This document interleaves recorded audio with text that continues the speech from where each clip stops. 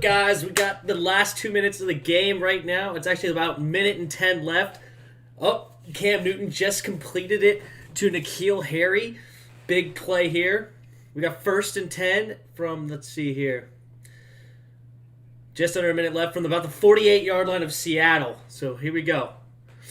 Cam Newton gets the ball in shotgun. Looking. Oh, bad throw. Incomplete. All right, we got 49 seconds left. 2nd and 10 from the Seattle 48. Okay, what do we got? Pete Carroll's chewing his gum. Bill Belichick messing with his mask. His mask's been all over the place all night.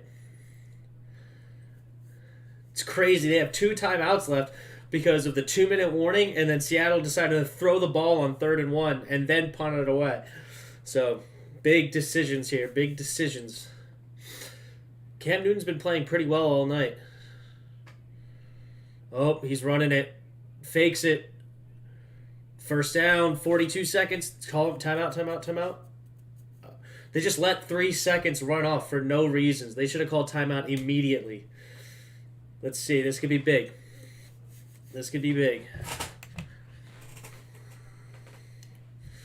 36-yard line, 39 seconds with 1 timeout, down by 5. You need a touchdown right here.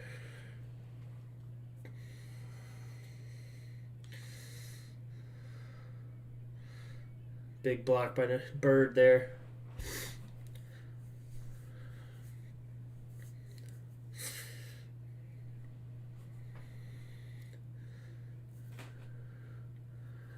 All right, what do the Patriots got here? Josh McDaniels, what do you have? Brooks.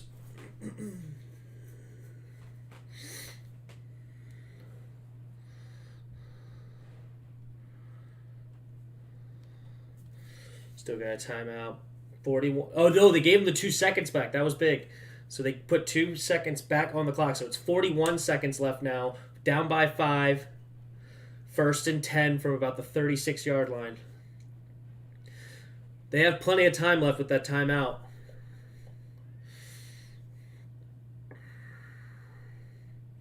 Oh. Getting hit as he threw. Oh, what's this? Are they going to call holding? On Julian Edelman? They're going to call holding? No. Yeah, but if they call defensive holding, what are they going to call? This is an interesting call here. 36 seconds left. Pass interference, defense. Oh my God, that puts him at like the 15.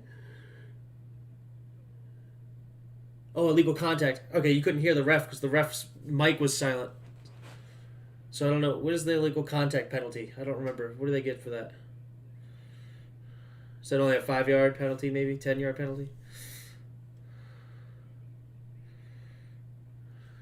It was uncatchable because Cam Newton launched it because he was getting sacked at the time. All right, where are we at? All right, so it was a 5-yard penalty. 1st and 10, 36 seconds left. Cam Newton's looking downfield. Does he have his man? Julian Edelman. Oh, he didn't get out of bounds. Timeout. Oh, no, 20 seconds left. Clock's ticking. They're lining up. They still have their timeout. 17, 16, 15. They're lined up. Cam Newton calling hike. Oh, they're going for it. Launching it. Oh, no, it was incomplete. Right through Edelman's hands. Oh, no. 9 seconds left. They should have called the timeout because now the timeout's worthless. Well, I guess not. They could do a short play here. They could do a short play. What do we got? They are at, the 15-yard line?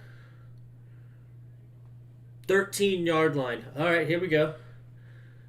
They could throw a short play and call a quick timeout. So the whole playbook's open right now. Timeout by Seattle. 9 seconds left, 2nd and 10.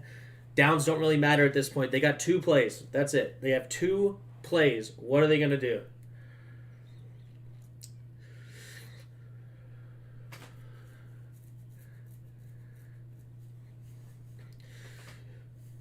They have 2 plays with the timeout. So saving the timeout was actually important. So I stand correct.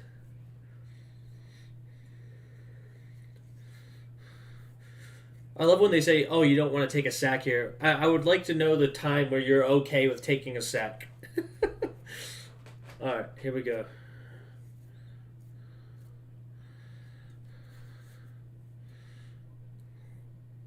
You can almost run the ball here. That'd be crazy. Cam Newton running the ball.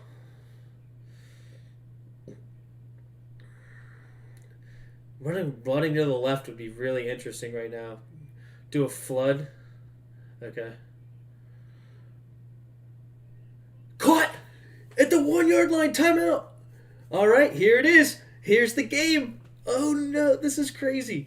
Oh my God, N'Keal Harry catches it at the 1 yard line.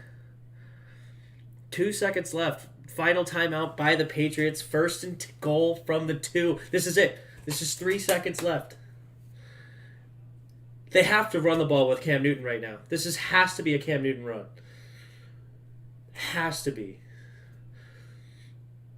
It's been like unstoppable all night.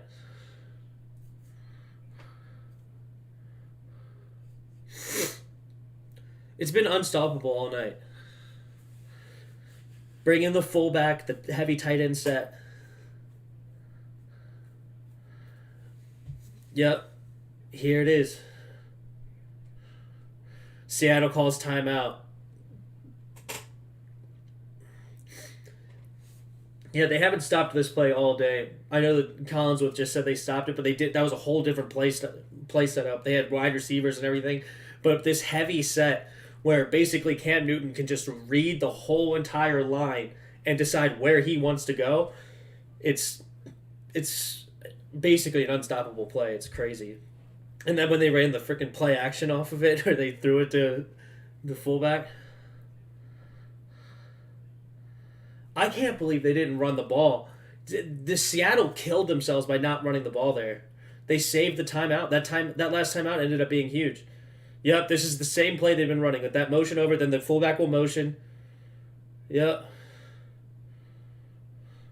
He didn't get it! Seattle stopped him!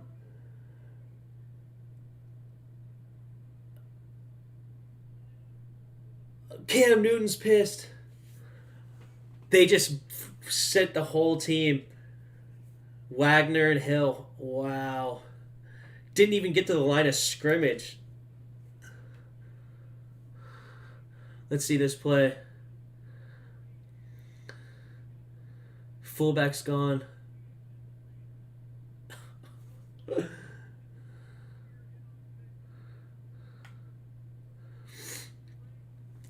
Wow. Could not get it. Wow, what a game. 35-30 is your final score. Seahawks over the Patriots. All right, now let's go ahead and talk about this game a little bit, shall we? I'm going to pause it so I don't have them in my ears anymore. What a game, dude. What a game. Freaking Russell Wilson is having a year. He had 4 touchdowns last week, 5 touchdowns this week, and all 5 touchdowns came to 5 different receivers. You had 1 to Metcalf, 1 to Lockett, 1 to David Moore, 1 to Freddie Swain, and 1 to Chris Carson. 5 touchdowns to 5 different receivers. That is a heck of a day. Cam Newton had a pretty dang good day too. 30 for 44, 397 yards, and a touchdown. He also had 2 touchdowns on the ground. Unfortunately, he could not get that last touchdown. Russell Wilson only threw the ball 28 times today to get 5 touchdowns. That's insane. Every 6 throws, less than 6 throws is a touchdown pass. He did have an interception that was tipped and run back for a touchdown. That's how Patriots got the 30 points, because they got their first touchdown off of a pick 6. So, very interesting game here. Chris Carson had 17 carries for 72 yards, which he got a few more of those at the end. As far as like his yards per carry were not very good up until like the last couple of runs. Russell Wilson also had 5 carries for 39 yards on the ground. 21 for 28, like we talked about. 288 yards, 5 touchdowns, and 1 interception. Just got sacked twice. DK Metcalf is going to be a problem, dude. He had Stephon Gilmore, one of the best corners on him, and he played really well with a couple of comeback routes. He only caught 4 passes, but they were all tough catches, and he made Stephon Gilmore pay for his any little mistake he made. DK Metcalf was there. He had a big, deep touchdown pass where Stephon Gilmore dove for him to try to deflect the ball. Didn't. He came down with it, and then he just melted off of him. DK Metcalf scored. You also had two really good offensive play callers today, like Josh McDaniels, and actually I don't know who the play caller is for Seattle, to be honest, but they had one play. I'm gonna look it up in a second, but they had one play where they lined Tyler Lockett up in the backfield, and two receivers on the right side, Swain and Metcalf, I believe, or maybe it was the tight end, maybe it was Greg Olsen. But Swain was on the outside and the other receivers on the inside in a bunch set. And then they had Tyler Lockett really close to right behind Wilson, almost like hiding behind him. And the Patriots defense set up. And at the last second, the guy that's standing in front of the tight end points at the running back. And he decides that he's going to cover the running back. And so then Greg Olsen just runs straight upfield, kind of making a pick, and Swain runs underneath. The other defender that was initially going to guard the running back runs out there with Lockett for a couple steps, sees that the other defender's guarding him as well, and then has no chance to come back and get Swain, who literally had nobody within 15 yards of him on the drag route when he caught the ball, and it just basically ran in free to the end zone. David Moore's touchdown was insane. David Moore's touchdown for Seattle. Russell Wilson threw it up to the left pylon.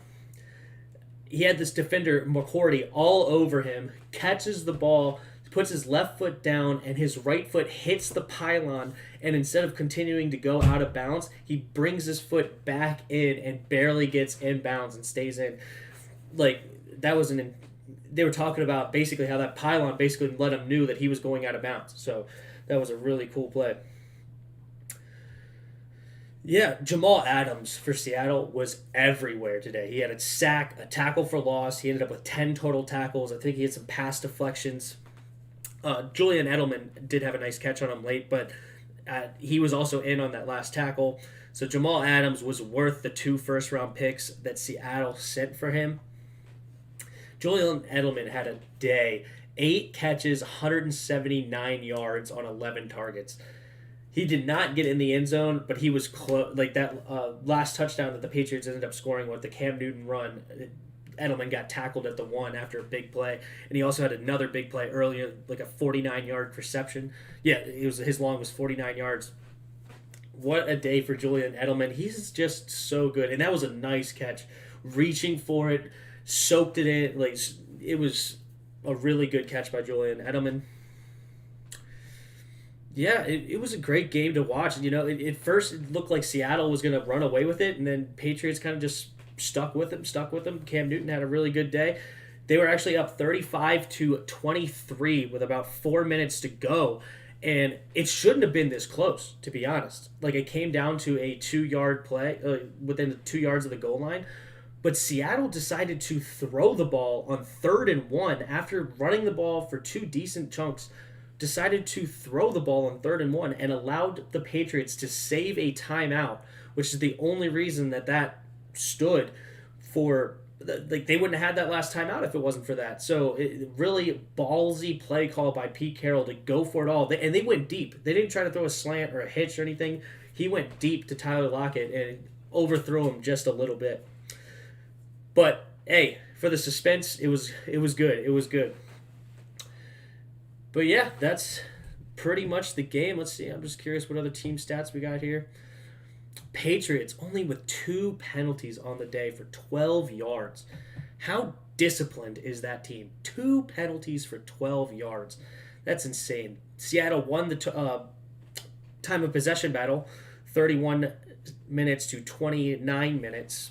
That's very, very close, so it wasn't that big of a deal. But Seahawks had 9 penalties for 68 yards. That's a big difference, but they still won anyway. Let's see here. 3rd down efficiency, 7 for 12 for the Patriots, 3 for 7 for the Seahawks. 7 for 12, that's really good. Then they did go forward on 4th down to get it. Let's see. Yards per play. Yeah, pretty even stats for the most part. Looking at everything, but they Patriots obviously had more offensive possession or offensive plays because Russell Wilson was scoring all the time. As I said, 5 touchdowns on only 28 attempts. That's 5 touchdowns on 21 completions. That's nearly every 4 completions you're scoring a touchdown. That's at an insane rate. Gotta love to see that. Russell Wilson's one of the best quarterbacks in the league. I actually predicted that he would have the best season in a video with my buddy Daryl, the video Beltway Battle. You can go back and watch that. Me and him both had Russell Wilson as our number one quarterback coming into this year. I thought he had so many weapons with Tyler Lockett, DK Metcalf. I still like Will Dissly. He didn't do much today, but that's because Greg Olsen is getting more of the snaps. But I still like Will Dissly as a potential thing. And then he has Chris Carson out of the backfield. And Carlos Hyde being their backup. If anything happens to Chris Carson, they have a solid backup in Carlos Hyde. I had a sleeper in all my fantasy drafts of Sony Michel, and it does not look good so far. He had 7 carries for 19 yards tonight, and he doesn't get anything in the pass game. Probably going to end up having to drop him in the fantasy because it's not working out how you wanted to. James White did not play tonight with unfortunate news that his parents apparently got, I believe they were saying he got into a car accident and his father unfortunately passed away and his mom is in critical condition. So definitely thoughts and prayers go out to James White. That's horrible to hear, especially in that way. It's like you think everything's fine. You know, it's not cancer that you're expecting or some sort of disease or anything like that. It's all of a sudden your parents are good one day and the next day they're in one's in big trouble and the other one's gone. Very, very unfortunate. I'm sorry to hear that for James White. I hope that his mom comes back, and I believe that they were saying that she was in critical condition and still alive. So I hope she comes back to health, so he doesn't lose both parents in one day. But I can't imagine them being that old. They must be in their 50s. So it's not like they're, because he's only 29, 30 years old. So yeah, they can't be that old. Much 50s, maybe 60 at most. So I hope that his mom does come back. But yeah, that's pretty much the game here. Seahawks 35, Patriots 30. Seahawks go up to 2-0. Patriots are down to 1-1. The Bills, did the Bills go down today? Bills were in a tough one. No, I think they ended up, let me see. They ended up beating Miami 31-28. So yeah, it was a crazy game over there with the Dolphins. The Dolphins were trying to pull up the upset. So Bills are 2-0. Will the Bills finally take over the AFC East? Excuse me. They have a shot now. But Cam Newton looked really good. So I think this loss is not something to worry about too much for a Patriots team. They were also missing Patrick Chung and Hightower, their middle linebacker. They both opted out prior to the season, along with a couple of other defensive players. They could have really helped against this Russell Wilson team. So that's unfortunate that they are not on the field because of the COVID situation. But yeah, that's pretty much what I got. I will be going live again tomorrow after the Monday night game. Feel free to please join me and put some comments on the board. I'll read them off no matter what. And then also, my dad and I are going to go live with our skins in the game. We're obviously big Redskins fans. And we will be talking about the Redskins game in more detail and the Redskins' next matchup next weekend. So that'll be fun. But anyway, until next time, see ya.